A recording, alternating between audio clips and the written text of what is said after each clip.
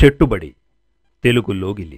మన యొక్క స్థానాన్ని మనం కోల్పోయినప్పుడు పడేటువంటి ఇబ్బందులు ఎలా ఉంటాయి?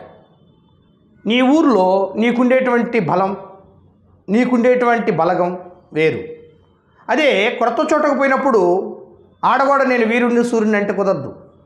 ఆడ స్థాన బలం, ఆడ అంగబలంతో ఉండేటువంటి వాళ్ళు కొందరు ఉంటారు. దానికి గొప్పగా మన యొక్క బద్దెన గారు చెప్పినటువంటి పద్యాన్ని చూద్దాం.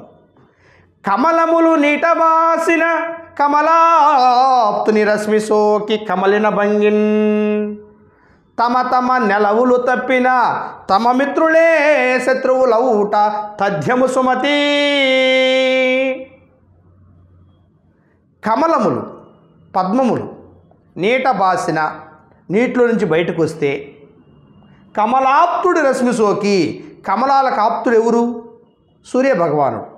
ఆయన యొక్క కిరణాలు సోకి కమలిన భంగిన్, ఆ యొక్క కమలాలు వాడిపోతాయి. తమ తమ నెలవులు తప్పిన, తమ నెలవులు అంటే స్థానాలు, తమ తమ స్థానాలని అవి కోల్పోతే తమ మిత్రులే శత్రువులు అవుదురు. అంటే నీళ్ళల్లో ఉన్నప్పుడు సూర్యు యొక్క రశ్మి చేత కమలాలు వికసిస్తాయి. అందుకే ఆయన కమలాప్తుడు అంటాడు, నళిని బాంధవుడు అంటారు ఆయన్ని. అదే కమలాలు తీసుకొచ్చి బయట పెట్టామనుకోండి, అదే సూర్యరశ్మితో వాటిని వాడిపోయేటట్టుగా ఎండిపోయేటట్టు చేస్తాడు. అంటే తమ స్థానాన్ని కోల్పోయినటువంటి వారు ఏ విధంగా సహకరించినటువంటి మిత్రులే శత్రువులు ఉన్నారు కదా.